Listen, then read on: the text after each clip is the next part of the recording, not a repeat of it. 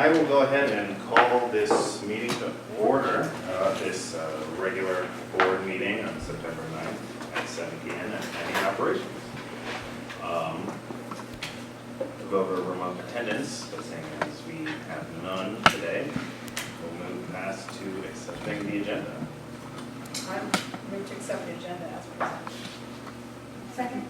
It's moved and seconded. We'll do a roll call vote, starting with Ashley. Aye. Aye. Aye. Aye. That passes unanimously. That brings us to public comment. Seeing no one from the public, we'll move on to UPD staff introductions, of which I know there are none. All right, so that brings us to the UPDEC committee, or UPDEC report that was in our packet. Any comments on the most recent UPDEC meeting? And then that moves us to the consent agenda. So I will ask if there are any items on the consent agenda that any commissioner wishes to discuss. If there have been any, they would be removed from the consent agenda and added under old and new business. But I will go through everything on there, which is approval of the minutes of August 5th, 2025 study session, approval of the minutes of the August 12th, 2025 regular board meeting, 3 monthly reports, administration, planning, operations, and recreation, approval of the monthly paid accounts payable, and action to accept the philanthropy report and gifts listed with gratitude. Do I have a motion? I move to approve all the action items on the consent agenda and accept all of the information items listed on the consent agenda in omnibus manner. Second. Moved and seconded. We'll do a roll call vote starting with Sarah. Aye. Aye. Aye. Aye. That passes unanimously. That moves us to our reports, starting with our financial report. Laura, you're up. Ta-da! This will be an easy one, I'm just so excited. I'd be more excited if I could tell you that it starts on page 50 and you can actually access it, but I'm so sorry. But it does start on page 50 for anybody in the board packet. And as per usual, we will start with our fund balance reports. And this is it shows our receipts and or revenues and expenditures for the prior 12-month period. It includes the budget for the current period, a preliminary unaudited result for the 4 months ending on August 31st, 2025. Page 1, we will begin, it's labeled as Sum 1. This is all funds excluding our capital improvements fund. And here we see that revenues are $6,288,845. And just a quick note on that, that's about $179,000 higher than last month. It's about $764,000 lower than this time last year. Go Health and Wellness. And largely, I wanted to mention that the real estate taxes, we're only at about 50%. Same time last year, we were at almost 61%, I believe. I have emailed the treasurer twice to find out when we're going to get a third distribution. We usually have our third distribution at the end of July or early August. So I'm unsure what the delay is. I smell interest coming at the end. But, our revenues being a little bit down, it's really, I think, due to that third distribution yet to be received. Third of 6. Typically each year. Expenditures here, $3,696,345. This gives us a surplus at the end of the 4 months of the budget, and this means an excess of revenues over expenditures of $2,592,499. Moving to page 2, this is our capital improvements fund by itself. Here we see revenues of $5,620 and expenditures of $182,691. This gives us a deficit. This is more expenditures than revenues of $177,070.78. Again, this is pretty typical for this time of year. Probably see a negative number up until we get our bond sale in December. Page 3, this is Sum 3, and this is all funds district-wide. Here we're noting at the very bottom, squeezed in at the very bottom right-hand corner, $12,094,877. And then the remaining pages, here are the individual fund reports for our three main working funds. This would be general, recreation, and museum, with the last page being our indoor pool UIAC fund. Are there any questions on the revenues and expenditures reports? Okay, moving on. We're going to look at our treasurer's report next. This is a report of the money, the amount of cash the district has on a single day. Again, August 31st of 2025. Here we're listing down the left-hand side our 25 funds. And then across the top, listing where the cash is invested. Noting at the bottom right again here that investments on this date are totaling $13,319,953.17. Page 2, the top section lists the amounts that we do have in interest-bearing accounts. Of the 25 funds listed on the front page, $13,320,000. We do have $10,443,209.72 out in interest-bearing accounts. Bottom half of page 2, here we're showing any interfund loans that occurred during the month of August. Recreation has helped support the indoor pool again for about $30,000, bringing us for a total of $120,000. This money will be returned when we get the school district's reimbursement for previous fiscal year, of which we did get, I believe, last week. So we will see that taken care of for the next set of statements. Page 3, this is the last section of our treasurer's report, and this lists the disbursements for the month of August. Here we see vendor payments, which match the accounts payable from the consent agenda, and the total distributions, including payroll and vendors, $894,591.97. If there are no questions on the treasurer's report, I present to you the treasurer's report for audit. Move to accept the treasurer's report for audit. Second.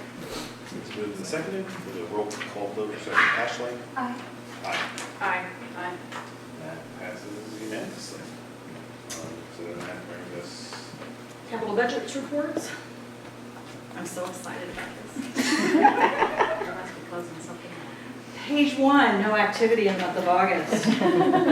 That's the 2019A budget. That is so exciting. Page 2 is our 2025 most current budget. Here we have a few expenditures. The hazard tree projects line, we're recognizing $240 to Oak Brothers. This was for sonic tomography, if that is in fact accurate description. I don't know what that is. I'm sure Derek could tell us. But this is part of this invoice. We'll see it again on another budget here coming up. Anybody have a question on what sonic tomography is? I'll Google it. Or is it just me? I already Googled it. Oh, nice, look, I love it. Anyway, moving on. $29,885 to Farnsworth. And this was in, for Weaver Park planning. This is our number 2 bill, taken out of the line dedicated, not to Kind Park, but to King Park Trails and Playground.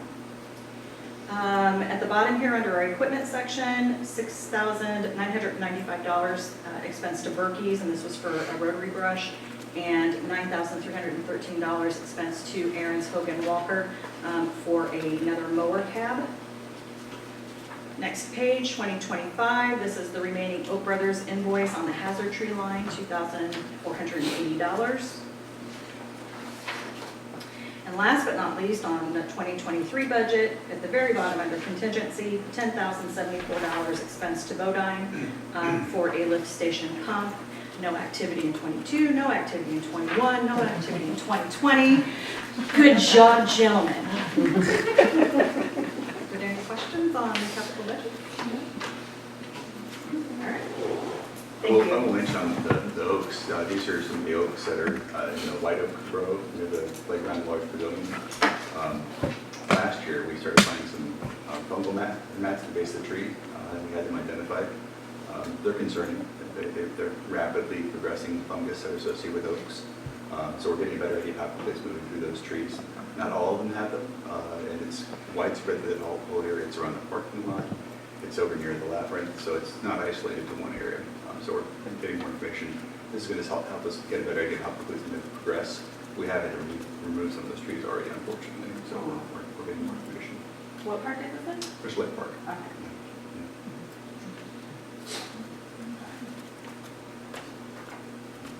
Okay, pull up some pictures for our updates. As with previous months, starting with the KRT project and the Forest Preserve portion, they did have their bid opening for the trail work. Unfortunately, the low bid was still about $1.5 million above what the available grant funding is for that portion of the project. Their intention was to have a recommendation for award this month. They're holding that off for now to have more of a discussion with their board on potential options moving forward. So some of those things could be not awarding some bid alternates and maybe doing those later down the road in the future once we have some agreements in place with the railroads. So as we get more information, I'll continue to update our board just so we stay on top of kind of what's going on in the overall project. Not much to speak about on our end with Weaver still. If you remember from previous updates, we're in the period where we're waiting for the delivery of the structure itself. So that was 10 to 12 weeks from early August, so it's late October, early November. The contractor has been back out to the site. They did some mowing and they started putting some materials at the site in preparation for some utility work. So they may actually be starting to do some work out there here in the next few weeks, potentially before our next board meeting. So as you all are aware, we had our first kind of maintenance closure for the Health and Wellness Center. That was really kind of initiated due to our need to have a resealing of our wood floors. We timed this similarly to how we timed, basically we do it yearly at Brookings as well, or almost every year. We kind of wait for all the campers to get out of there, but also a timing before we get into more of a bit busy interior recreation season. So it's usually late August, early September is when we've had closures in the past. So here's they do a light sanding on all the wood floor. So we have two wood floor areas. It's the main gym and then the fitness room upstairs. And then here's after when it was still closed off for everybody, it looks nice and pretty and shiny. So, we do have to stay off of the floor for over 10 days once they get everything put down. And then we're still actually under some restrictions on the wood floors. We can't have anything extremely heavy on it for 30 days, so that's not until October, which isn't a big deal for pretty much all of our activities. But we are kind of withholding putting down bleachers, and we can't do anything with like a lift if we need to in the gym either until we get to that point. Do we think in the future, right, we did this now because there was something that had to be addressed immediately, but we're going to need to do this every year? Yeah, their recommendation is to do it every year, at least for the first 5 years, because you want to build up that layer, those layers on top to protect the floor. And then after that, we can kind of evaluate, but they still would recommend that we do it every other year. At Brookings, we would typically do it every year. Once we started getting towards the end of the road of our life at the facility, we kind of cut back on doing it every year. But here, we obviously want to try to take the best care of the wood floor. And how long does it take to do all the sanding and the staining? They were done in, I want to say, 2.5 days. Yeah. There is a bold aroma in the facility for about a week or so afterwards, so I kind of... It was closed for 2 weeks though, right? Mhm. Is there a way that we can try our best to reduce the number of days it's closed? I mean, still, like, I appreciate that we took Labor Day, right, so that's a weekend, Mhm. and there was a holiday. I just have complaints. Sure. And I possible to like reopen I think you for the should. walking track and the fitness. There's It's just possible, the smell. only thing that I know we had some concerns with is Fragrant. the smell. It's, So we have to review those felt sick of them Okay. just walking around, and our staff have struggled. Okay. I would like us to look into maybe industrial fans or some way to actually air that building out in the future, just because after I heard some of the concerns for staff safety, I just was like, Yeah. yeah. Are But there any other like finishes that can be put on it, like low VOC or like, water-based? Yeah, and that's what we moved to with Brookins eventually. We did a water-based, but their recommendation for the floor while we're setting up the better protection and more layers is more of an oil-based. For now, and then eventually we have to move to something else. Okay. That would be ideal. We did a demo of, called a fumigator. I guess they use an assembly model, and it gets rid of all sorts of odd odors that come from wrestlers and basketball players and that sort of thing. It was not very effective on this. Yeah. So, But in the future, we will have that partnership with Right. Champagne, which would be helpful Yeah. for our members. Okay, a small fun project, this, as you remember, is the shed demolition, storage shed out at Canada. We've kind of been preparing for this for a number of months, and then we're kind of waiting for an opportune time for rec programming, but also for restoration, so we can get in a seating window, which was starting around August 15th. So I tried to do my best to take a similar photograph so you can see a good before and after. That was from memory, so that was pretty good.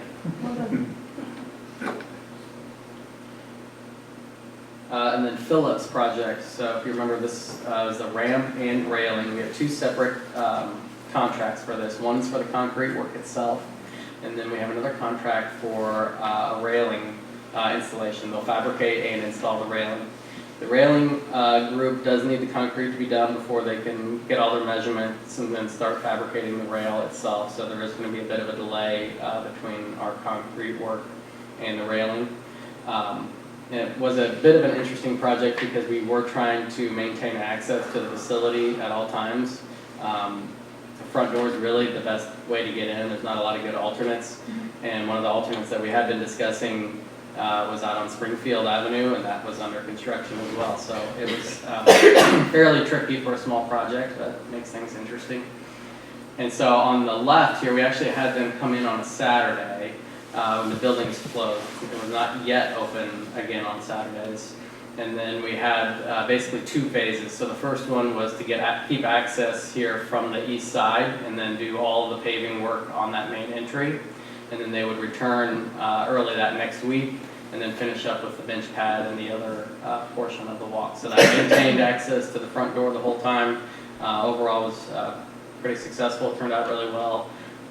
The railing contractor has been out to the site shortly after this was done. They have their measurements. I don't have a firm date on when the railing itself will be fabricated and ready for install. I will note that Janet had let me know when she was updating our senior group at Phillips before the project was happening, there were 2 audible hallelujahs. So that always makes you feel good. That's awesome. And that's all for my updates for the month, unless there's any questions.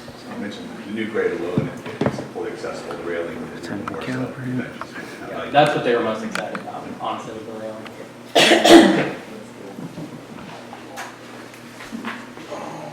Thank you. All right, take a break. Okay, well, I wanted to highlight, just to get started, something that was brought up in our You Belong Here report. So there was mention of us investigating opportunities to further DIY skate parks. So we were approached by this skating community as well as, For sevens. thank you. Yep, Alderman Evans. And just brought the idea to our attention that there is, a need for a little bit more access to skating opportunities in our community. The city has a parking lot that they are interested in partnering to create some sort of, DIY space during this gap until we get to the second phase of the Weaver Prairie master plan. So we're in conversation right now with iParks.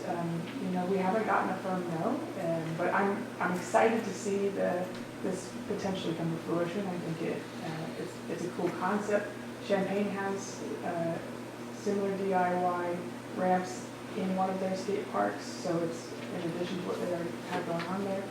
It seems to be going well. So anyway, that is something that we're investigating. I think that it will be a really cool addition to the downtown, but more to come on that. You didn't see the paper today? Yeah, I read that article. Yeah. Where is, which parking lot? So it's the The one one that's just behind Valdoradas, I think, Mhm. Oh, yeah. along the Oh. boneyard. There's, When nobody knows you Yeah. park out for Valdorados. Yeah. that's currently some equipment there. And when we showed that to iParks, they said, well, yeah, we want to see it a little bit more stable and Mhm. that sort of thing. So one site we went to visit is Charleston. They have a DIY park down there. As Rachel mentioned, for the skate pop-up event, all the stuff we brought over was DIY stuff that was built by the skate community at Spalding Park. So what's our role in this? To be determined. That's fine, that's fine. Yeah, I think the hope is that because we do so many activities with inherent risk, and our insurance knows how to handle those kind of situations, that it would become under our purview. I think the only thing I've ever seen done in that park was there was a group that was doing bike polo there. That's unsafe. Yeah. But Interesting. I'm glad to see some other usage of that effectively unused parking lot. Yeah. Cool. No, we good partnerships. Had the opportunity to see it was my very first sculpture install, so I almost lied, but, you know, my first as the only director, so got to meet and Ted City Crook Garner, they installed Running, beautiful sculpture. The piece fits perfectly in the location. It was really just a great opportunity. Got to talk to his wife for the time that she was there, and it was just a cool experience. So really great piece, and if you guys haven't been out to the sculpture garden, the weather's beautiful. Go out and see it. It's great. And I noted in my June executive director report that this is, as far as we know, the very first Native American sculpture artist that we have a sculpture for in the park. So that's very exciting. I have the Lead House partnership on my report, and without any prompting, I'd like Courtney to take this one because he's the one who's done all the work for it, and I just feel, guilty taking credit for it, luckily in my report. So if you want to tell them about the exciting new Yeah. partnership. Yeah, so we've been working on this for quite a while with Leadaz and Dave Wright and his wife Francina. But ultimately, we're going to end up with, I think we talked a little bit about it last time, where we're going to have, I think it's about an 11-foot, 12-foot table. Sports table / digital screen. So think of it as the assembly hall screen, right? The assembly hall scores table. Only smaller, but digital-wise, it is top of the line. We're hoping to also use it for marketing. So you've gone to some places where they've had banners. My opinion on the banners is you may see them once, but you're really not paying attention if you're in the facility, and this has a lot more pop to it. So we plan on sitting it kind of in the corner, so people that are walking around the gym, playing activities in the gym, they'll be able to see it. And the other new piece to this partnership is shot clocks, which right now we have high school, IHSA high school basketball is now going to have shot clocks as part of their part of the game. So we'll be the first recreation center that I know of. Definitely the only one in Champaign-Urbana that'll have shot clocks that we could use for our youth leagues and also for adult leagues. So that's pretty cool. The partnership ended up being, scoreboards were 50, everything together was totaled around $57,000. We're paying $28,000, and the rest is part of the partnership agreement. So it's pretty exciting, pretty good, pretty neat for our local business owner. And we're going to also be working on some other things with him. Some of our UPDAC meetings, they talked about having merchandise, clothing that they could purchase with You Belong Here. So he's done a showcase, like a clothing store that's got a showcase. So he's got one, I think it's Centennial or Central.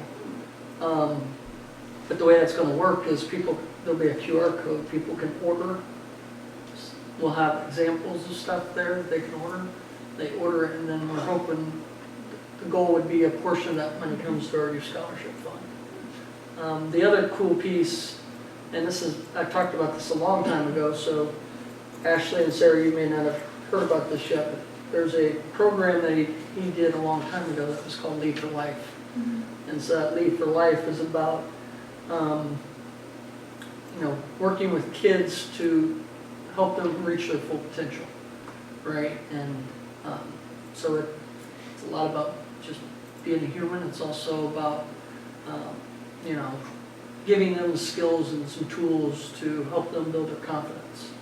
So one of the things that's associated with this partnership is we're going to do a camp, a 1-week thing. And what happens with that is what he's done in the past. It was part of the curriculum of both schools before, Champaign and Urbana schools, so he was doing it in the schools.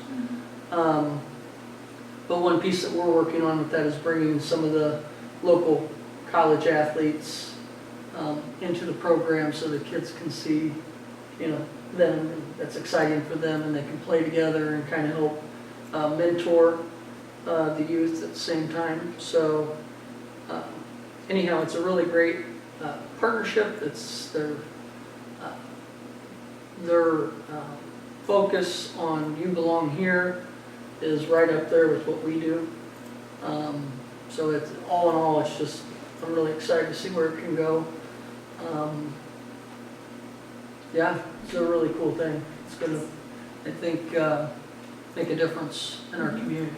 Does he do trainer programs also for like staff or people who work with the youth, like in our own camps? I think he would. I think his biggest piece, Without seeing the curriculum, but it just sounds like also, right, like.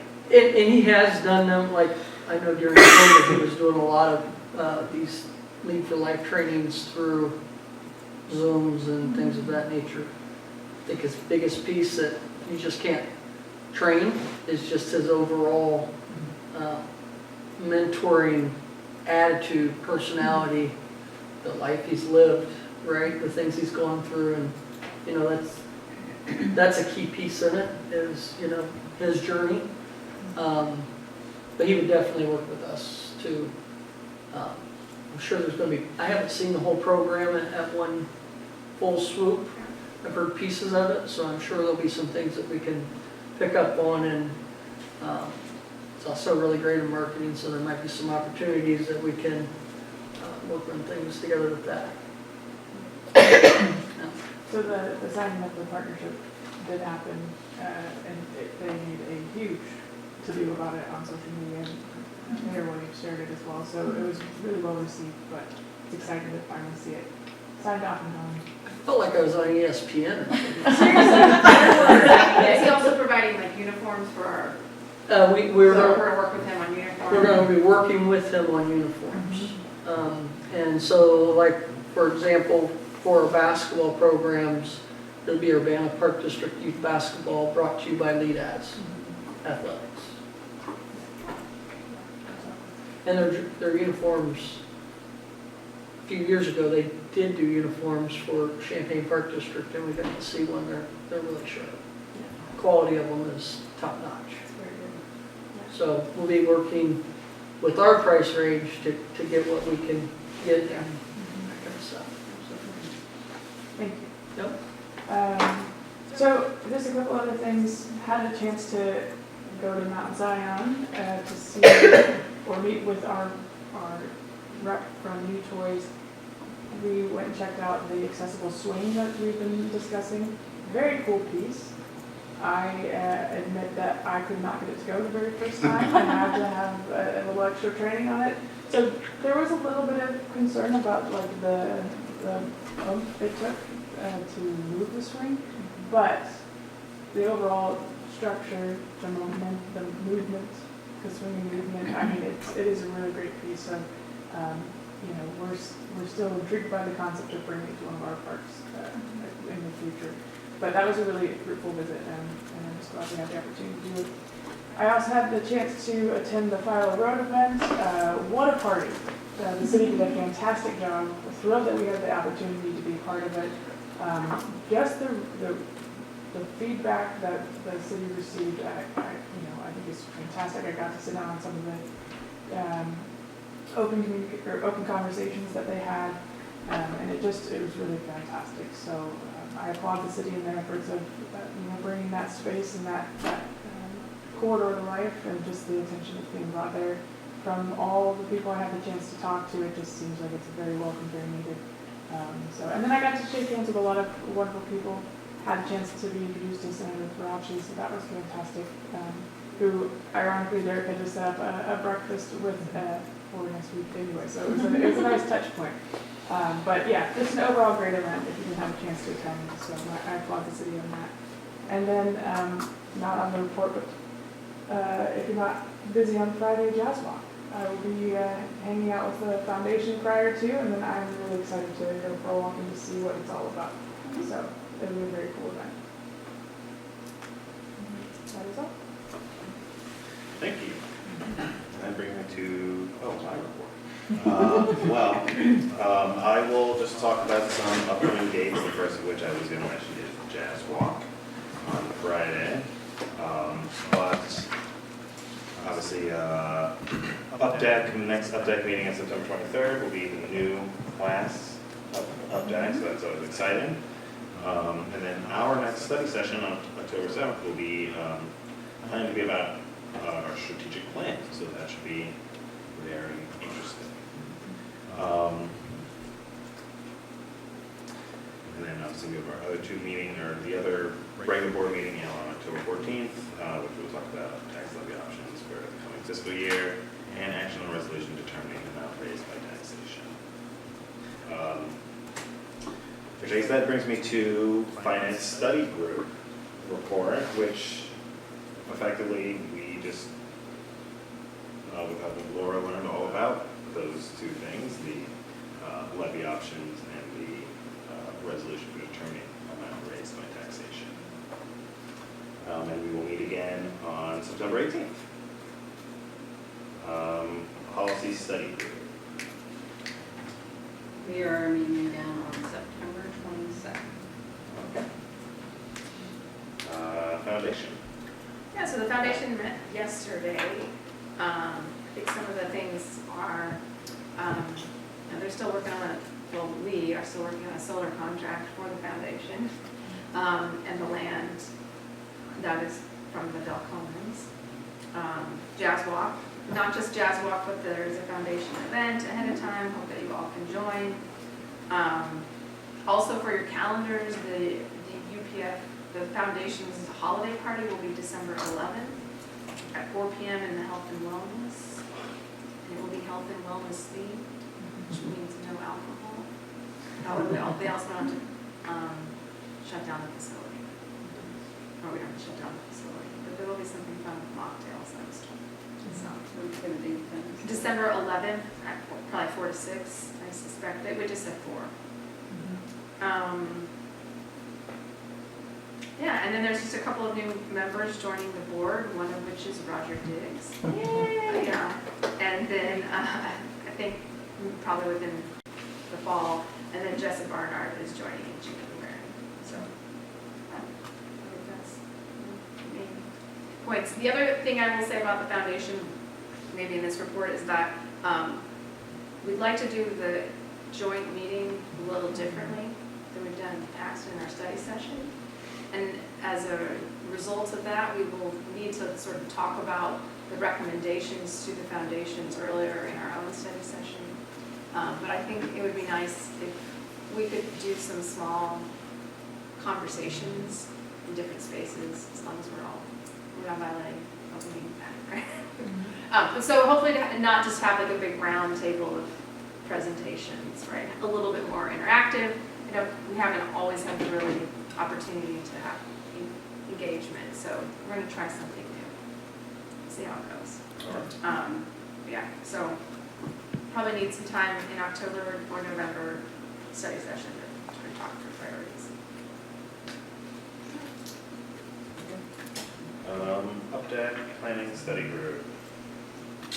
We met before the August meeting, just to update some topics and kind of shuffle things around due to like, speaker availability and things like that. So I think we have a good agenda of topics moving forward for the next few months. And we'll probably meet maybe after the first of the year, I think, to go within to just kind of reevaluate. Sometimes things change and stuff,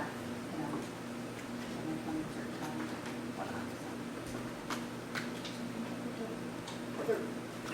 All right, well then that brings us to old business, of which there is none. And then that moves us on to new business, which appears to be exclusively about purchasing vehicles. Okay, so earlier 2025, we had the board award our purchases of our equipment for our 2025 schedule for vehicles and equipment. We've been doing some research internally on some options for different vehicles between that point and where we're at now, which is to now follow up with the remaining purchases on the vehicle and equipment schedule, and that's for 4 trucks. And that would be 3 of the half-ton, and those are F-150s, and 1 3/4-ton tool truck, which is an F-250. Both of those are through the State of Illinois Joint Procurement Program. And so within the memo there, you can see the state contract numbers. Landmark Ford has the state contract for the 3/4-ton truck, and Morrow Brothers Ford has that state contract for the half-ton truck. Later in the memo, I kind of break down where we're at budget-wise. We had some funds remaining in 2024, quite a bit in 2025. That was all associated with our planning for these vehicles. 2024 capital contingency is actually auction proceeds from vehicles we have auctioned over the course of the last year and a half. That was actually a dump truck, an arbor truck, and 2 of the F-250s. So that's what gets us our overall remaining vehicles and equipment budget, which is that $254,456. Then we're breaking out the expenditures. Morrow Brothers has the half-ton trucks, so that's the F-150. There's 3 of those. So their total contract would be for the $155,160. And then Landmark has the 1 250 contract. And so that with the upfitting, there's a lot of upfitting required for the heavier duty trucks, is $84,947. We are recommending including a contingency in the amount of 5%, and that's $12,005. And so that's if we, as I'm processing the order, if there's any sort of other adjustments that we need to make to the order. Some of those things are like if we have an extra higher powered battery because of our towing package, we may need to select a separate alternator. And so just to make sure that we have everything in line once the order gets placed between the salesperson and Ford, we'll just be able to take care of that. And if there's any other kind of upfitting needs, we'll have some funds authorized to be able to use to do so. I did want to thank Sarah. She had reached out with some questions over the past couple days, and a desire to kind of improve our fleet as far as efficiency, looking at moving towards electric vehicles. That is something that's been a part of our CARES plan for a number of years. In all honesty, the fleet market for electric vehicles has been lagging behind. What we've been focusing on in the past few years is improving where we can, which is more with passenger type vehicles. So if you remember, we did have a number of custodial vans, so that's something recently that we've looked to improve on efficiency wise. So we looked for an alternative. It was a smaller compact SUV. It gave us the room that we needed for our custodial staff to have their cleaning supplies and equipment, but also gained us 10 plus miles per gallon on each vehicle. So that's just kind of what we've been doing, but you know, there's a strong desire to start moving where we can our fleet trucks. Unfortunately, the heavier duty trucks, there's really not an option for. So when we have to go into the 250s, the tool trucks, when we get into the dump trucks and stuff like that, there's just not a good option at this point. But what we can start looking at in the future is our kind of lighter duty fleet trucks. And so now's kind of a good time to really start thinking about that a little bit more, because internally, our staff capital team, this is the time of year that we're reviewing our prioritized list of projects. We're looking at our 5-year plan, and we're gonna be drafting next year's capital budget. And so just kind of bringing up for discussion tonight, we could look at putting some funds in next year's capital budget to start investing in doing the infrastructure needed for future years to be able to start moving ahead with some of those F-150 lighter duty trucks that are actually electric. So if that's something that is of interest, that's, you know, staff-wise, we'll all review and put that in the capital budget planning as well and bring it back to you all as we review. Typically what we do, if you want to, just an update for the new board members as well. October, we typically have a draft capital budget for the next year. So this October, we should have a draft 2026 capital budget. There's no action or anything, we'll just review it. If there's comments or questions, we'll take it back. We bring it back to you in November. At that point, we have the final next year's capital budget, so we'll have the final 2026 capital budget. And at that meeting, we typically also go over our 5-year capital plan. And it's kind of a living document, so every year we update the 5-year plan and things kind of adjust. I think it would be helpful to see what we're talking about in terms of cost for infrastructure. My concern is that so much of this R&D and improvements is driven by government mandates, which are not happening right now unless you live in California and possibly live in Illinois. But just, you know, just in terms of like how quickly things will improve. So I think it would just be helpful to know like what we're talking about and what your projection is before I say, yes, put it in the capital budget. I don't know if the timing works out for that, but. We will try to get some better numbers. for I mean, sure. yeah, so I mean, I guess I don't know what to say Yeah. yes or no to. because I do know, like, if we move Is to. it like $50,000 or is Right, it and- 25, is it 10? Exactly. Yeah, Yeah. that's like what just. I do know, like, if we just kind of go F-150 to F-150 Lightning, I mean, there's not the same cost there. There is going to be some capital impact on that. But if it's a priority for the district to kind of move in that route, you know, it'd be worth it. But, so that's a number we have more readily available. I Okay. think just from research today, it's looking like $12,000 to $20,000 more per vehicle. Is that what you're meaning, and maybe I misunderstood, is just like replacing vehicles with electric?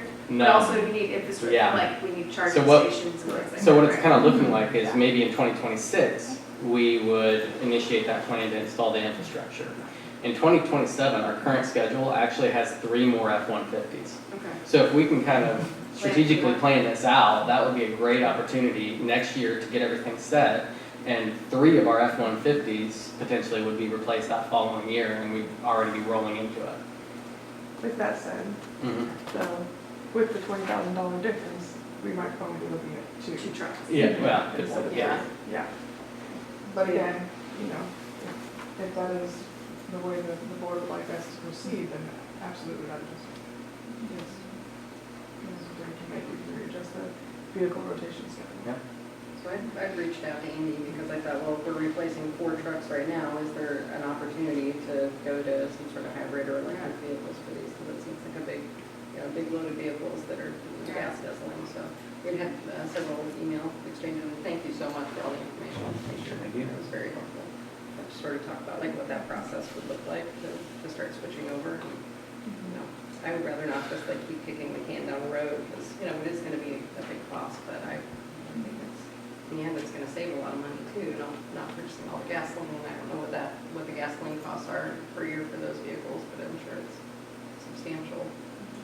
And how many other vehicles do we own that are not, like these vans you were referencing?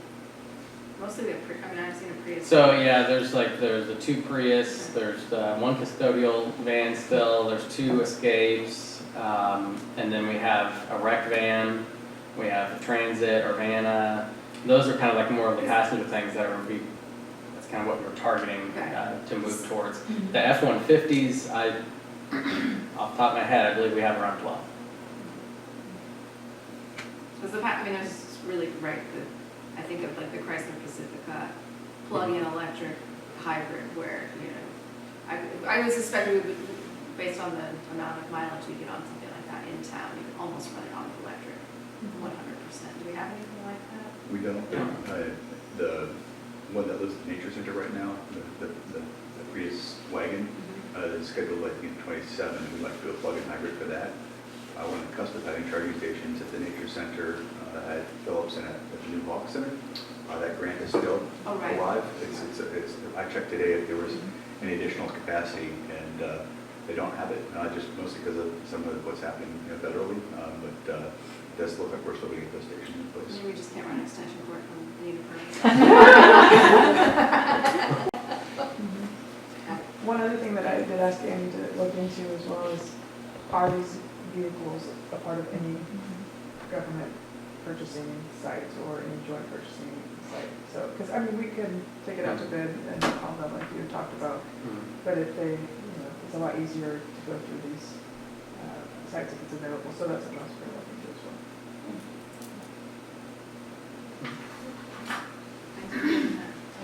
You guys are sort of curious by your guys' sense on that, do you feel like that's a,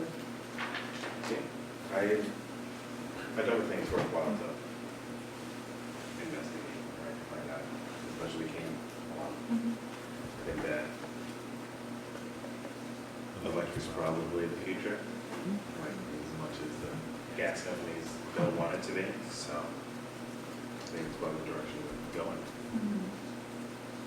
But how often are we replacing trucks? About every 10 years. So some of these trucks that are currently being replaced, I think are actually over 10 years. So what we do, as we're going through the overall capital budgeting process, our operations team will meet every year as well, because we want to review our schedule and see where there's anywhere we can flex or not have to replace. If a vehicle can last a little bit longer, we'll try to do so. But what we're also trying to do with the schedule is be able to keep up with replacement each year, so that we're not going to have any one capital year that may be overly burdened with vehicles and equipment funding, where we'd rather use that for park and facility kind of improvements. So typically what we do is we try to target $150,000 to $200,000 per year. This last year was actually $250,000, but what we're projecting for the next few years is more around $160,000 to $180,000 per year. Those garbage trucks are expensive. Yeah. Yes, absolutely. And the Arbor lift truck was very expensive.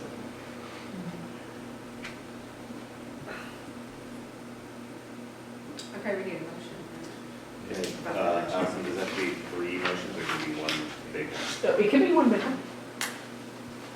Okay, I can do it. So, It can also be 3, if that's easier. no, I move that the Urbana Park District Board of Commissioners approve the purchase through cooperative government bidding of 3 new half-ton trucks in the amount of $5,160 to Morrow Brothers Ford of Greenfield, Illinois, and that we approve the purchase through the cooperative government bidding a new 3/4-ton truck in the amount of $84,947 to Landmark Ford of Springfield, Illinois, and finally that the Urbana Park District Board of Commissioners approve a 5% contingency to the 2025 truck purchases in the amount of $12,005. Second. Moved and seconded, we'll roll call vote, starting with Sarah. aye. Aye. Aye. Aye. That passes unanimously. That just finishes our new oral business, and that brings us to comments from commissioners. The only comment that I would like to make is that I did also go to the Philo Road event. And I think it would be good with the city having a focus on that area. It'll be exciting to move into our Crestview Park stuff, and hopefully we'll be able to team up with the city, and maybe do something special there, because I think that, I live right over there, so it's like important to me that, you know, that part of the city gets a facelift, if you will. So, Yeah, I was gonna ask, what are we doing with Crestview Park? Crestview is off by, it's like, the playground is just 2 or 3 years, if I remember correctly. It's, what's it, 2 years? I feel like it's 27. That also Yeah, has yeah. the Rotary, or the. Bushnell Garden, yeah, so the Rotary Club is refocusing on the King Park area at this point. So in the feedback we've gotten from the community, they're watching basketball there. We're looking at a basketball court, actually half court. yeah. And if we're just, yeah, that park's a nice little spot, like, most people just like aren't really aware of it. That was like one thing that people were talking about when I was like talking to some planning people. It's like possibility for like signage for pointing people out, like just like how they use those like bike trail signage, like local park signage, something along those lines might be helpful. Because yeah, apparently people aren't very, because like that park, similar to King Park, is just like kind of boxed into this area that unless you're driving directly past, you wouldn't know it's there at all. Like right, Sunnycrest blocks the whole thing, so it might be something to think about. So- In that regard. With the whole planning process, like when do we start community outreach and doing community engagement for a development plan like that? Typically a year beforehand. So in 26, Mhm. that might turn out really well Yeah. for what the city's trying to accomplish. That's great. And you have there's a lot of apartments near that as well, right? So that means you have a lot of people moving in and out, so I think the signage, like, makes a lot of sense if you have new people coming in and out, or something to think about. And well, that space is also really interesting as well, because like one of the, as the plant, like there's apartments, there's also like, what do we call it, senior living. There's like one directly across the street, and then there's Florida House at Florida and Vila, and there's another one on the other side of Colorado as well. So obviously that's something that should be taken into account as well, you know, because basketball's for young people, but it's like maybe pickleball? Just putting that out there. Put some lines on that court. Any other comments from commissioners? All right, well then that brings us to the end of our agenda, and I will call this meeting adjourned. Thank you, everybody. Thank you.